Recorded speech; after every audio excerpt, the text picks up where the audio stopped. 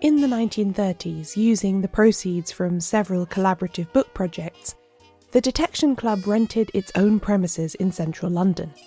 Their 2 rooms were upstairs at 31 Gerrard Street in the Soho area of London's West End, which at the time was a proper red light district, known for its nightclubs of varying levels of legality and notoriety.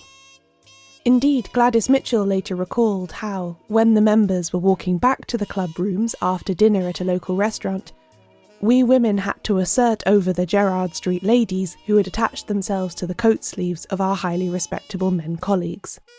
Dorothy L. Sayers and Margaret Cole were especially fierce defenders of their more timid male friends' virtue, apparently.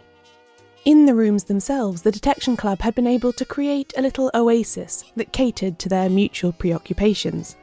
Comfortable armchairs, tables, supplies for making drinks, and books to be shared and borrowed were soon installed.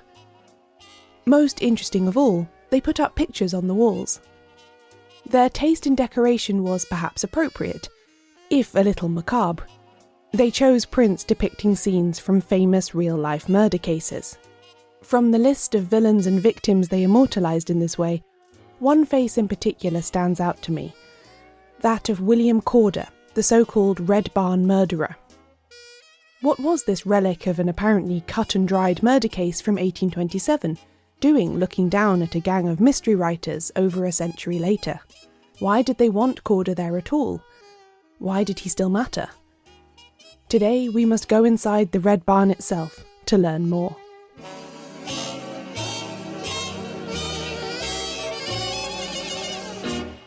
Welcome to Shedunnit. I'm Caroline Crampton.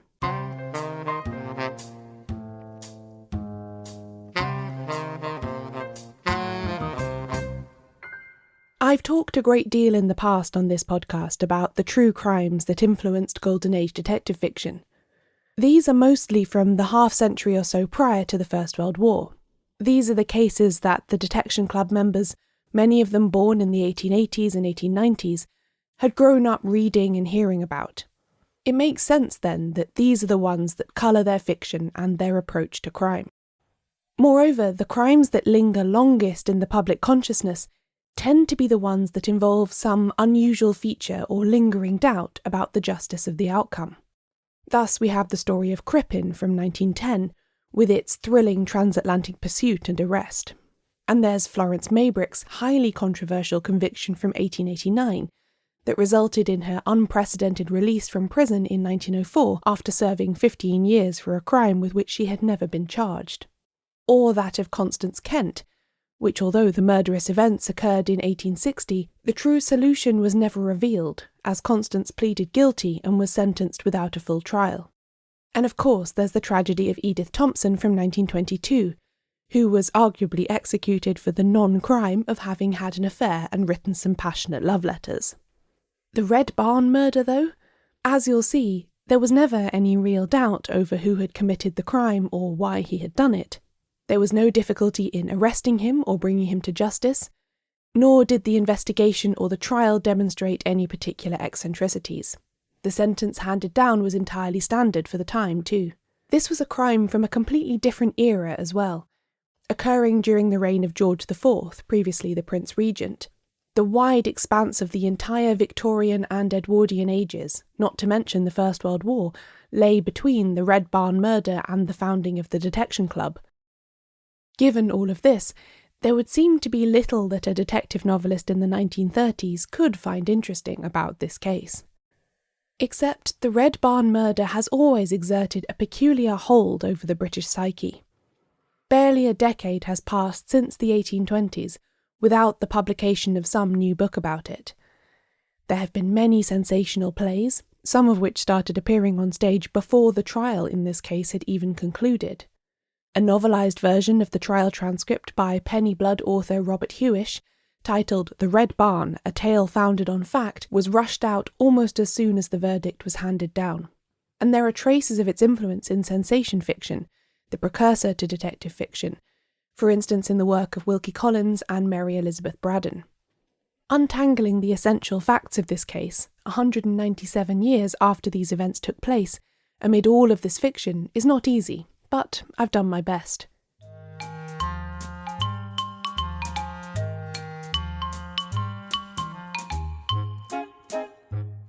The story begins in a small village called Polstead in Suffolk, about 10 miles north of Colchester, where the Red Barn of the Red Barn murder was situated.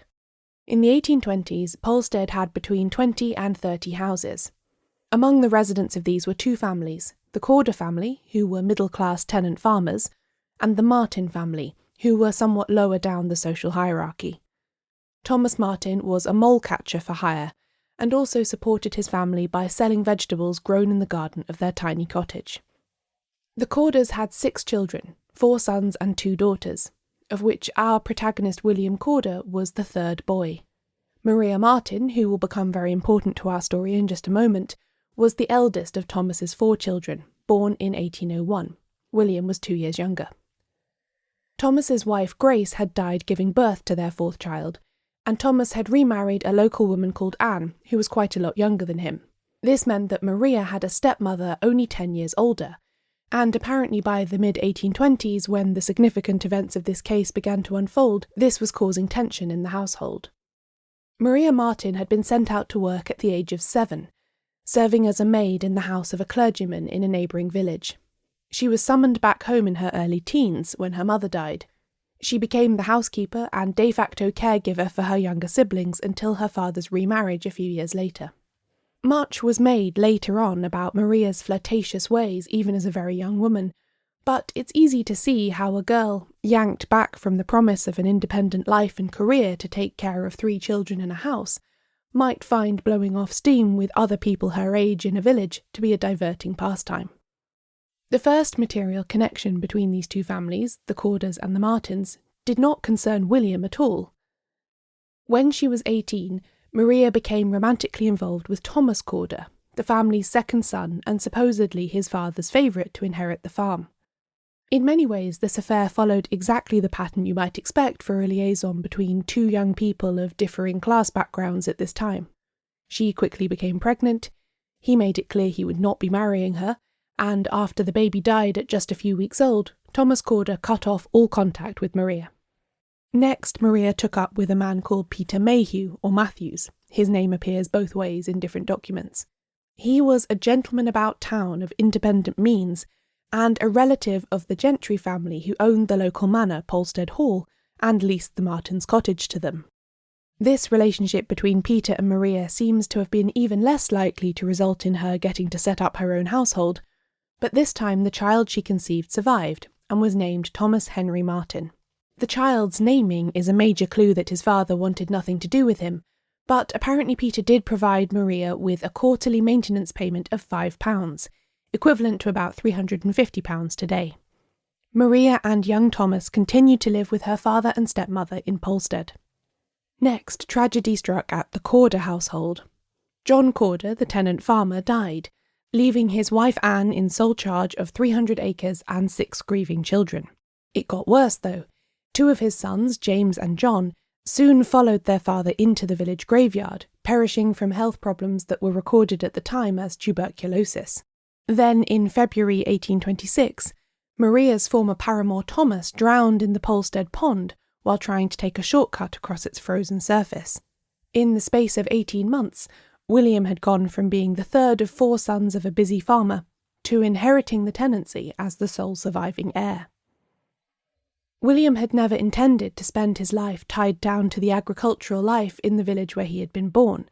As a 3rd son, it would have been natural to assume that he would seek his own profession and fortune away from the family farm, which would more than likely eventually pass into the hands of his oldest brother. William attended the village school, and then a grammar school in the nearby market town of Hadley. He was an able student, and expressed interest in becoming a writer or a teacher. His father, however, had no interest in supporting his son in these ambitions. When William was 16, he was brought home from school to Polstead to begin work as a labourer on the family farm. He endured this until he was 22, spending his free time in drinking and gambling at the local inns, before his religious father lost patience with his son's loose ways and sent him away in disgrace to London to enlist in the merchant navy. William was rejected by the recruiting office, though, because of poor eyesight.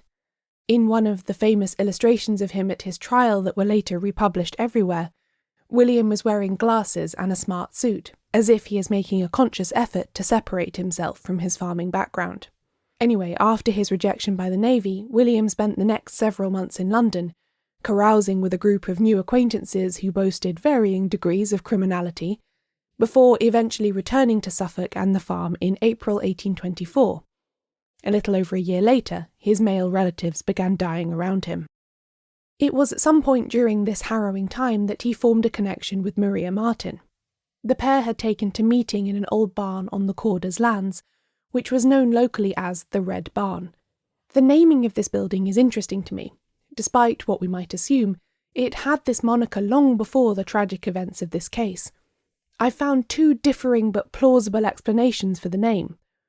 One holds that it was the use of red tiles as well as thatch on the roof that prompted the nickname, while others suggest that it was so orientated as to catch the sun's last rays at sunset, turning its walls briefly red. Either way, it was known locally as the Red Barn, and it was here that William and Maria conducted their affair. Once again, Maria became pregnant, and once again the baby did not survive. William, however, gave the impression that he still wanted to marry Maria despite the loss of their child.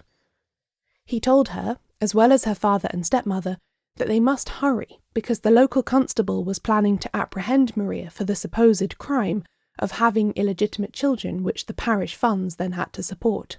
This was completely untrue, not least because Maria's only living child was being amply supported by his father Peter Mayhew's quarterly allowance, but Maria does not seem to have objected to William's urgency.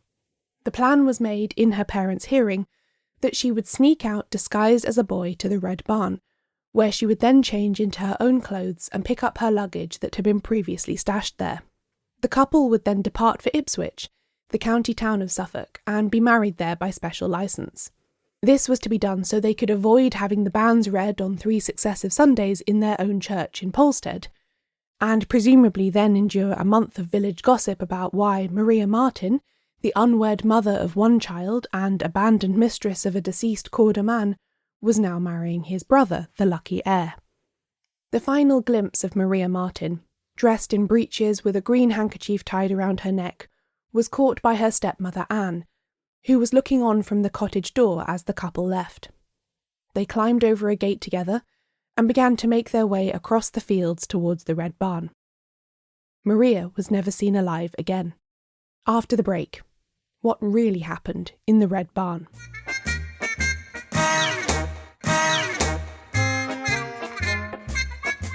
Although Maria was never seen again in Polstead, her supposed husband, William Corder, was a surprisingly regular visitor after the couple's elopement. The following Monday, he was back at the Martins' cottage, assuring them that their daughter was safely lodged in Ipswich. She could not come herself or write to them because she was so busy preparing for the wedding, he insisted, but all was well. Over the next few weeks, William was in the village a lot, helping his widowed mother with the farm. He always had a good explanation as to why Maria was not with him. This continued through the spring and summer of 1827, with Maria's stepmother Anne growing more and more suspicious. William eventually told her that Maria had hurt her hand, and that was why he had only verbal messages to pass on, rather than letters. Anne was not fooled, especially because William freely admitted that the pair still weren't married, and it was unclear how Maria was affording this independent life away from Polstead. In September, presumably after the harvest on the Corder farm was completed and the need for him at home had lessened somewhat, William finally left the village for a longer period. In October, he wrote to Maria's father from London that the couple had finally married. Maria was in Newport on the Isle of Wight, an island in the English Channel off the south coast of England, and he, William, had come up to town to attend to some business. They planned to settle on a farm near Newport, and there was much to sort out. He claimed that Maria had already written to her family with the news of their wedding, and was disappointed to have received no reply. Later it was established that there was no evidence that such a letter had ever existed. The Martin family had certainly never received it. The next thing that we know William did is extremely strange. In November 1827, he paid for an advertisement to appear in both the Morning Herald and the Sunday Times that began as follows: Matrimony. A private gentleman aged 24, entirely independent, whose disposition is not to be exceeded, has lately lost chief of his family by the hand of Providence, which has occasioned discord among the remainder, under circumstances the most disagreeable to relate.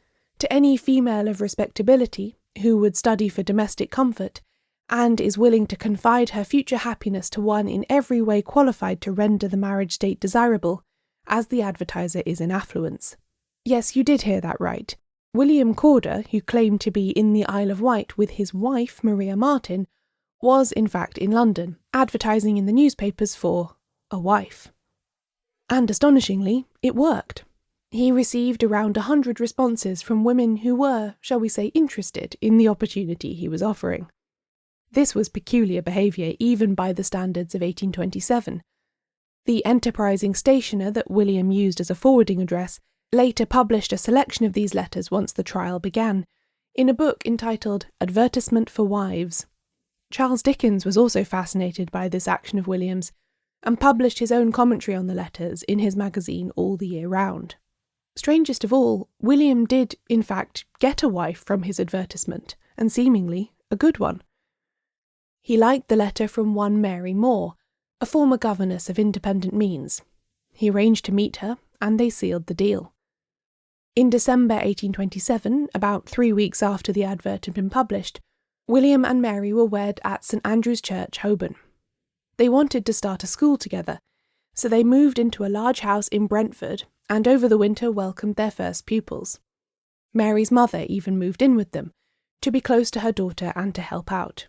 It seemed to be the picture of newly wedded domestic bliss. Meanwhile, back in Polstead, Anne Martin was struggling to sleep through the night. By early April she had had the same macabre dream several times, she later described, and kept waking herself up with her own shouts. The subject of her dream? Maria, who had apparently visited her stepmother from beyond the grave to tell her that she had been murdered and buried in the Red Barn. Or at least so the legend runs. Anne Martin was not questioned about her dreams under oath, and they weren't admitted as evidence in the trial. But what we do know for sure is that in the spring of 1828, for some reason, Thomas Martin went digging in the earthen floor of one particular corner of the Red Barn. There he easily found the remains of what was later identified as his daughter's body. The green handkerchief she had worn around her neck on that last evening when she departed with William for their supposed wedding was still there. Thomas also said in court that, "I thought when they turned the body up it was like the mouth of my daughter, Maria Martin." His wife later identified some of the other clothes and fabrics they found in the shallow grave. A more thorough search of the barn revealed bloodstains and the marks of a bullet on one of the walls. Maria, then, was not in the Isle of Wight making a new life with her new husband, William Corder. She had never left Polstead or the Red Barn at all.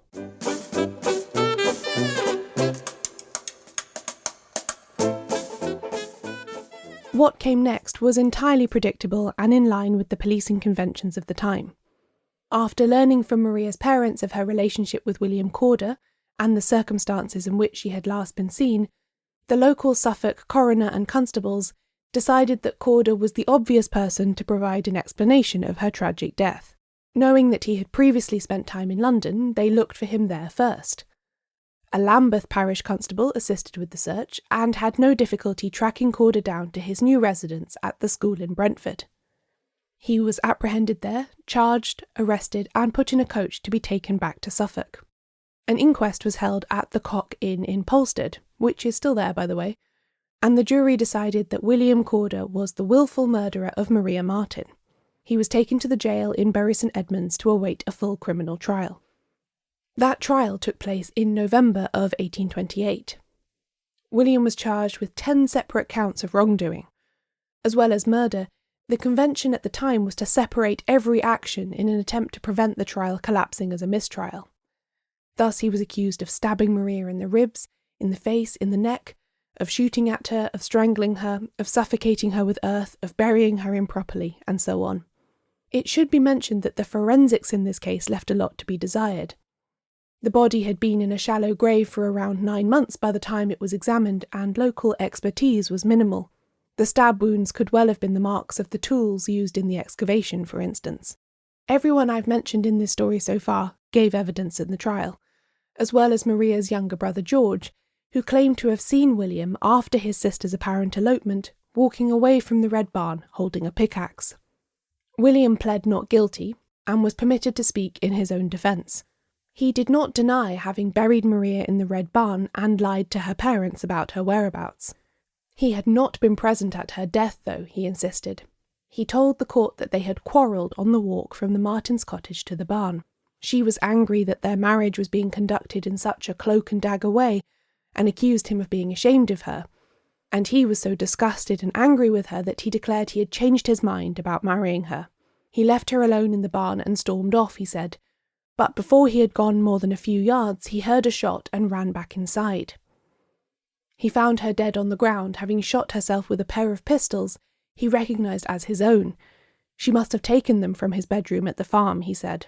Out of his mind with panic, and assuming that he would be accused of shooting her himself, he buried the body in the barn and kept up the fiction that Maria had gone away to become his wife. He did not attempt to explain the other injuries that had been observed on the body, such as the stabbing or the strangling, nor did he account for the fact that he had advertised for a new wife while still pretending to the Martins that he was married to Maria. The jury took only 35 minutes to find William Corder guilty of murdering Maria Martin.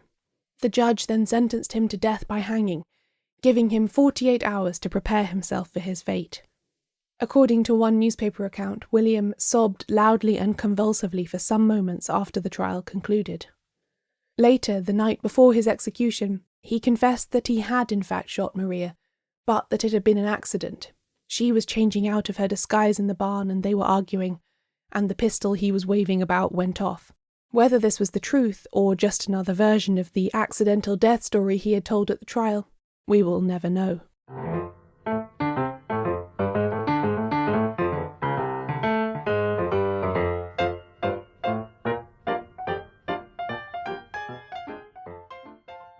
The Red Barn murder case is a simple and very recognisable tale, woven into a centuries-old tapestry of male violence against women.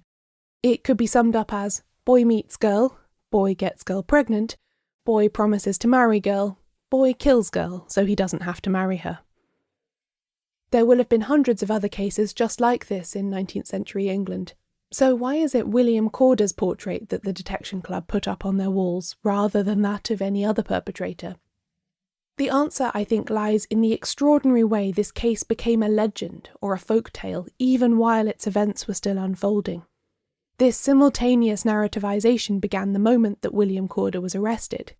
He quickly became the lecherous squire who had knowingly preyed upon the virginal village maiden, even though in reality William and Maria were neither of those things. And then the ease with which William was brought to justice and got, in the eyes of many, his just deserts from the hangman, made for a very satisfying ending. Facts aside, this myth of virtue sullied and gentry punished was better than any Gothic tale of sensation, because it carried with it the frisson of real life.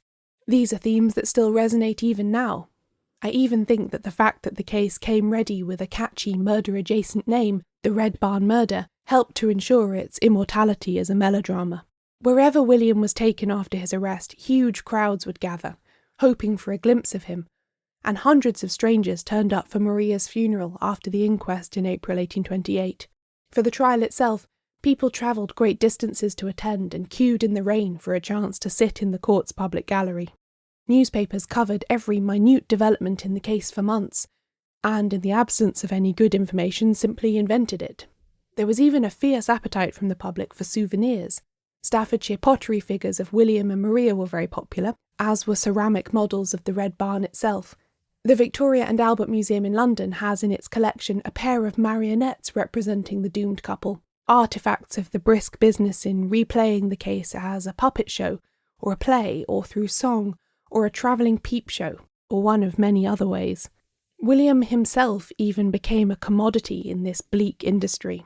After he was hanged, his skin was pickled for preservation. His scalp became a valuable artefact, and a book bound using some of his skin is, I believe, still on display at the Moyses Hall Museum in Bury St Edmunds. His skeleton was also preserved, with the intention of studying his skull shape and so on, for evidence of his criminal tendencies, the pseudoscience of phrenology being at the peak of its popularity in the 1820s. In 2004, William's remains were finally cremated, and a memorial service was held for him after 5 years of campaigning by his descendant Linda Nessworthy. "He was a human being, and had a right to be laid to rest," she said at the time. The village of Polstead is still much as it was in 1828, nestled in a rural part of Suffolk, with one crucial difference. The Red Barn itself is nowhere to be found. It burned down in 1842 as the result of an arson attack, although of course legends abounded that it had spontaneously caught fire because of a curse from Maria's ghost, or from the concentration of pure evil within. It was already a ruin by the time it was ablaze, though, because every single movable piece of it, from the roof tiles to the beams to the plank cladding, had been ripped off by souvenir hunters. You could even buy a piece of the Red Barn that had been fashioned into a toothpick. Compared to the thrill of cleaning your teeth with a piece of wood that had sort of witnessed a murder, the Detection Club's portrait of William Corder seems tame, even staid by comparison. But both objects serve the same purpose. They are a tangible reminder of the extraordinary and enduring power of a good crime story.